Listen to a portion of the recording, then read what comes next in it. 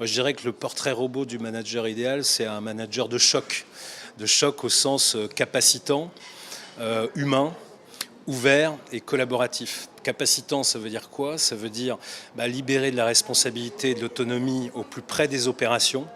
Ça veut dire désentraver le travail en s'affranchissant de procédures inutiles ou de règles trop rigides pour gagner en agilité. Tout ça dans un cadre sur lequel, par contre, il s'agit d'être très ferme, quitte à savoir faire preuve aussi d'autorité pour préserver le cadre de l'autonomie. Humain, ça veut dire quoi? C'est que dans un contexte où bien souvent le niveau d'exigence est plus important, on sait que les équipes ont besoin de soutien, d'écoute, d'empathie, et ça va mobiliser bien sûr des compétences d'intelligence émotionnelle.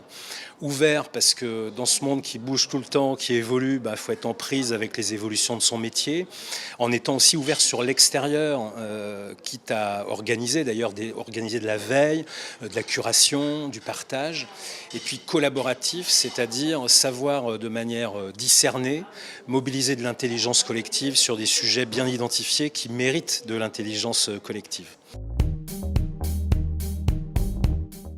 C'est un sujet qui pose question. On voit bien que d'abord les managers sous-estiment l'importance de la confiance comme un attribut de management important. Or, c'est un attribut essentiel en fait pour les collaborateurs. Et pour nous, ça l'est d'autant plus que ce qui va être mobilisé et challengé en fait aujourd'hui, ça relève du leadership personnel, c'est-à-dire qu'il ne suffit pas d'être chef pour que les gens se mettent en mouvement. Ça repose sur du leadership personnel d'influence, et le premier levier de l'influence, c'est bien d'être reconnu fondamentalement comme une personne digne de confiance. C'est très dur à construire, ça repose sur plein d'ingrédients, une alchimie complexe, mais c'est donner pour recevoir, c'est être en soutien, c'est être à l'écoute, c'est être droit dans ses bottes aussi, et très clair sur ses intentions.